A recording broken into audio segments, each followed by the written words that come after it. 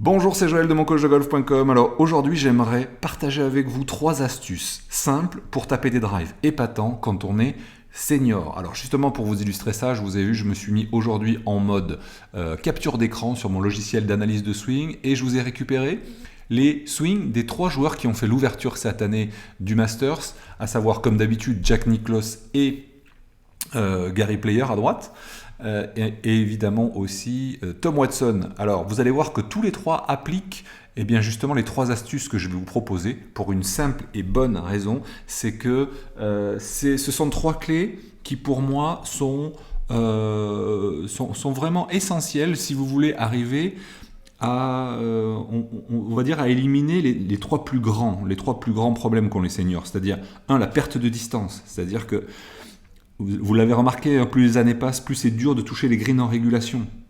Pourtant, le matériel évolue, les balles évoluent, mais au final, ce qui se passe, c'est que, et on va voir pourquoi, on fait de moins en moins de distance et que ça devient de plus en plus difficile de jouer votre niveau. Et ça peut être très frustrant, surtout si vous aviez un très bon niveau auparavant, si vous étiez par exemple un joueur single, c'est difficile maintenant, il faut un super petit jeu, il faut être hyper efficace au putting pour tenir votre classement et votre niveau de jeu. Ensuite, il y a un autre paramètre qui va être la fatigue.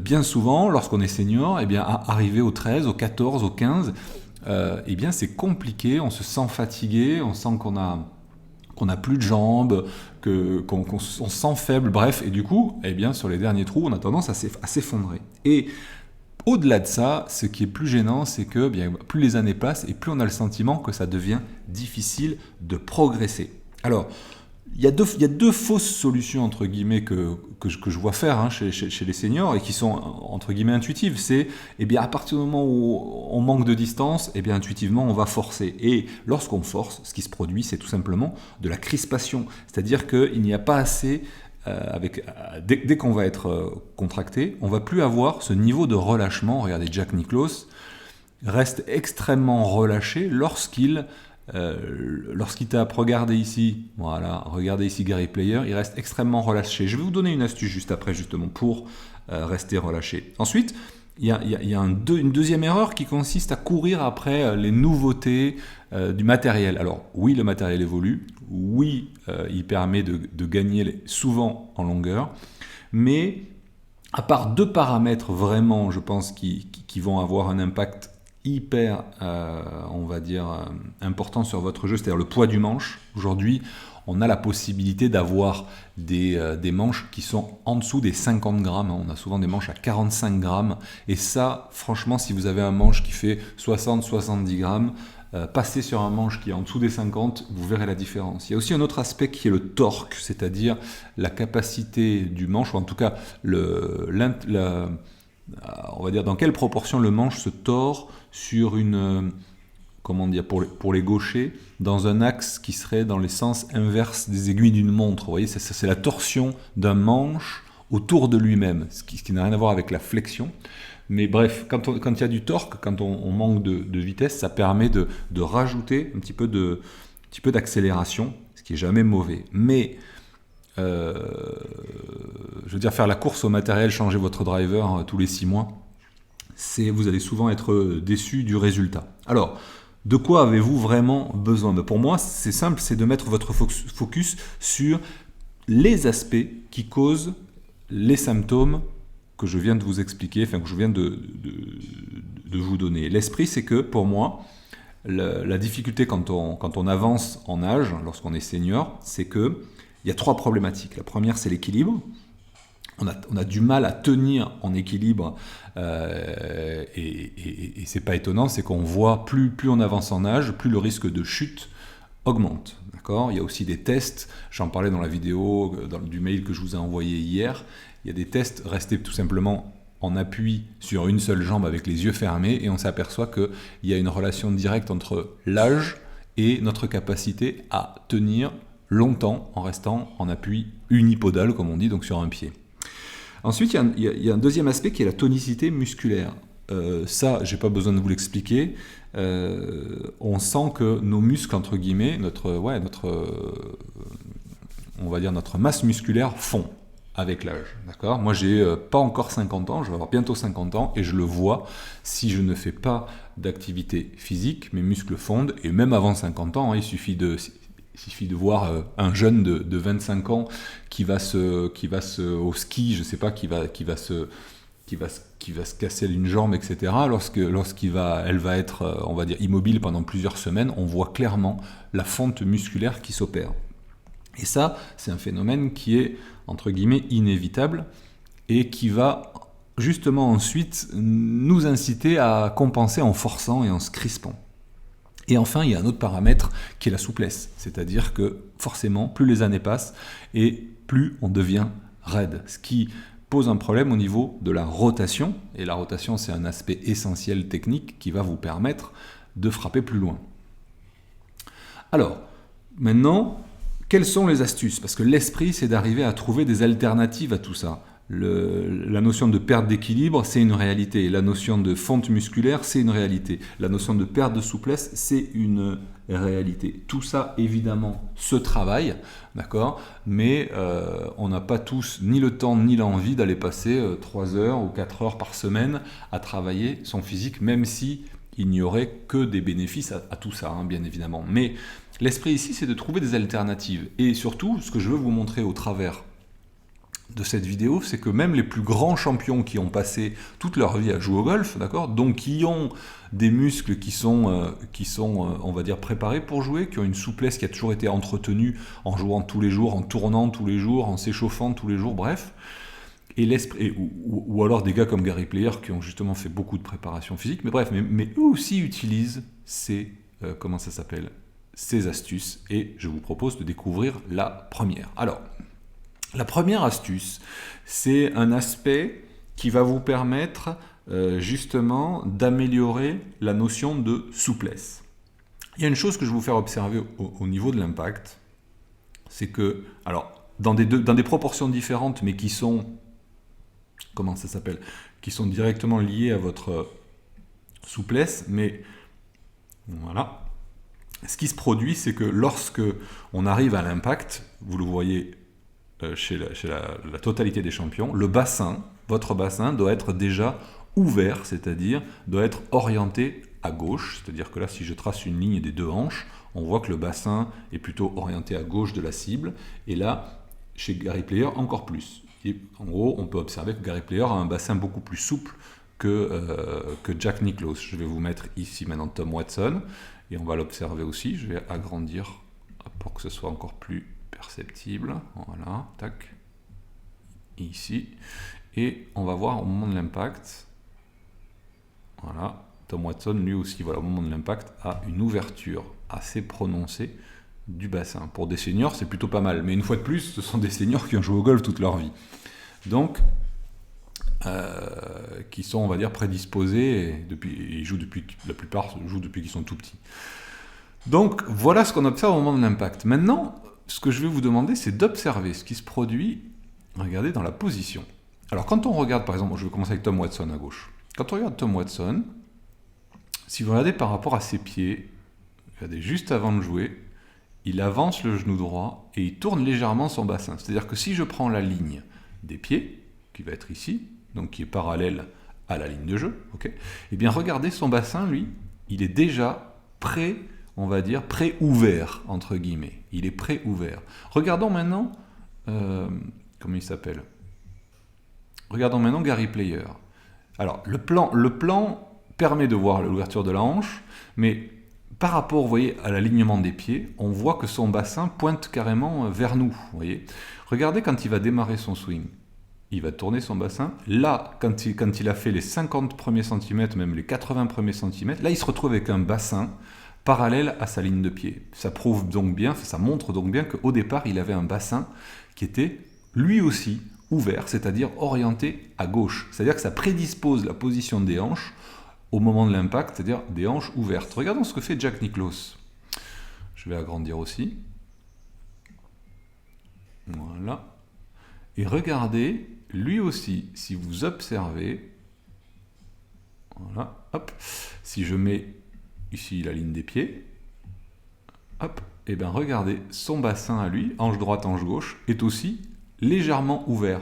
Pas autant que les autres, tout simplement parce qu'il est moins souple, on le voit au moment où il tape, il a un bassin qui est moins ouvert, mais qui correspond presque à son ouverture de posture de départ. Okay, donc l'esprit, c'est, comment dire, tester cette sensation d'avoir le bassin aligné à gauche au moment de jouer. Alors attention, faites bien comme ces joueurs-là, c'est-à-dire que regardez quand ils montent, laissez bouger votre bassin, après dans l'autre sens, sinon ça va limiter votre rotation. Laissez, vous voyez, le talon se lever, le genou venir, et en tout cas, libérez tout ce qu'il faut libérer pour que votre bassin ici puisse tourner normalement à la montée, parce qu'il ne s'agit pas de vous ouvrir pour ensuite vous coincer dans le backswing, vous voyez l'esprit.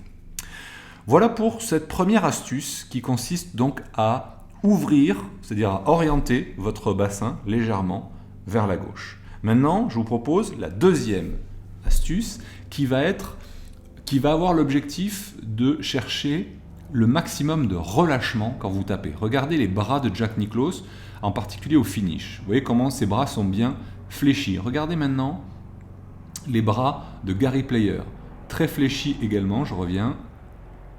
Voilà, vous voyez au finish, si je matérialise la position de ses bras, et tous ces joueurs le font, ils ont les bras qui sont complètement, les coudes qui sont complètement fléchis, ce que j'appelle moi articulés, les poignets aussi.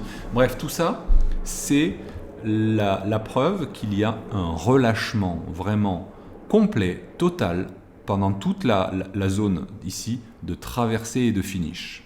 Beaucoup de golfeurs, de seniors en particulier, ne terminent pas leur swing, tout simplement parce qu'ils sont trop tendus, trop crispés au niveau de leurs bras et de leurs épaules. Si vous regardez Jack Nicklaus ici, ses épaules sont relâchées. Si vous regardez Gary Player ici, ses épaules sont relâchées. C'est-à-dire que ces épaules, ce que j'appelle des épaules relâchées, ce sont des épaules qui sont basses. Beaucoup de golfeurs seniors crispent leurs épaules, crispent leurs bras, crispent leurs avant-bras. Restez relâchés au maximum, c'est-à-dire gardez les épaules basses et pliez, fléchissez vos coudes et vos poignets. Laissez vivre votre club. Vous allez voir que ça va fouetter votre balle beaucoup plus. Voilà, regardez cette position ici des épaules basses. Pas de crispation à ce niveau-là, vous voyez, au niveau des trapèzes. Hop. Et puis, observez à quel point les coudes sont fléchis ici et là. Donc ça, c'est vraiment hyper important pour le relâchement et donc pour la vie du club et arriver à fouetter votre balle. Et enfin, le troisième aspect qui est primordial, alors au golf en général, mais en particulier quand on est senior, c'est j'aimerais que vous regardiez la stabilité. Focalisez-vous plus sur les appuis, sur les pieds de Tom Watson. Regardez à quel point il est en équilibre permanent pendant son swing. Ça ne bronche pas, vous voyez, c'est vraiment hyper stable. Regardez à quel point Gary Player fait l'effort de rester fléchi sur sa jambe gauche. Regardez bien, il reste très fléchi ici, vous voyez, pour tenir l'équilibre. Alors attention, tout simplement, c'est parce qu'il a une jambe de flexion à gauche. Tout le monde n'a pas une jambe de flexion à gauche. Et si vous avez une jambe d'extension à gauche, vous serez plus stable en étant étiré. Mais ça, c'est encore un autre aspect, c'est quand on va un petit peu plus loin. Déjà, moi, votre focus, je le mettrai sur, voilà, essayer de tenir bien en équilibre, voilà, jusqu'à la fin du swing. Ça ne bronche pas. Vous voyez, ça, c'est hyper important. Si vous êtes relâché et si vous êtes en équilibre, vous avez fait 80% du boulot. Hop, Jack Nicklaus, on va le mettre ici. On va regarder son équilibre aussi. Je vais l'agrandir. Regardez bien comment il reste stable pendant son swing. Et vous allez voir qu'il a des problèmes d'équilibre, comme la plupart des seniors, regardez bien. Mais pendant son swing, hop, voilà, c'est stable. Et après, hop, largement après avoir tapé la balle, là, il se restabilise. Enfin, il perd son équilibre, mais ça n'a pas d'incidence sur la frappe parce que c'est largement après le coup. Vous voyez ce que je veux dire. Mais il suffit de voir Jack Nicklaus marcher aujourd'hui pour voir que, voilà, c'est déjà... Le niveau d'équilibre qu'il a pendant son swing est juste parfait par rapport à son équilibre actuel. Voilà, là c'est très bien. Voilà pour ces 3 astuces, je vous propose de récapituler. Astuce numéro 1, regardez, bassin ouvert. D'accord ? Les joueurs seniors ont tendance à ouvrir leur bassin on va dire, moi j'appelle ça prépositionner le bassin dans la position d'impact. Mais, je vous rappelle, laissez-le revenir quand vous montez, c'est-à-dire ne le bloquez pas, sinon vous n'aurez pas la rotation, le niveau de rotation nécessaire à la montée. Deuxième aspect qu'on a observé, c'est le relâchement. Regardez, le relâchement des coudes, des bras, donc des épaules. Laissez vivre ce club, laissez replier les choses au finish. Donc restez relâché. Et la troisième chose, restez stable. Regardez Gary Player, comment il fait l'effort, voilà, d'être bas pour tenir son équilibre. Alors, je vous propose maintenant de tester tout ça. Quand vous allez jouer, n'essayez pas de tout faire en même temps. Dites-vous, tiens, sur un drive, allez, là je vais penser à l'équilibre. Sur l'autre, tiens, je vais voir ce qui se passe quand j'ouvre mon bassin un petit peu au départ. Dans l'autre, tiens, mais je vais penser à ma traversée, mon finish, à être relâché. Vous voyez, n'essayez pas de tout faire en même temps. Après, je suis parfaitement conscient que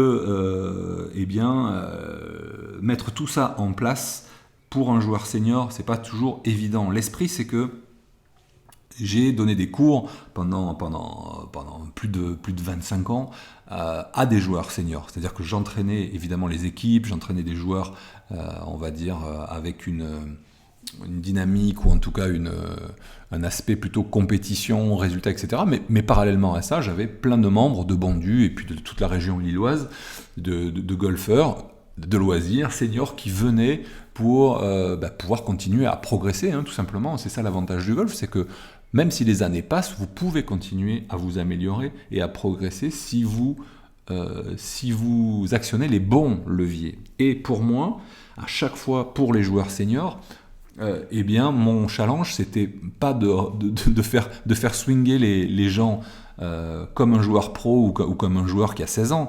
Mon objectif, c'était de trouver, et pendant toutes ces années, c'est ce que j'ai cherché à faire, c'est de trouver des alternatives, et je vous en ai donné quelques-unes là dans cette vidéo, mais de trouver des alternatives à justement cette perte de souplesse, à cette perte de tonicité, et à cette perte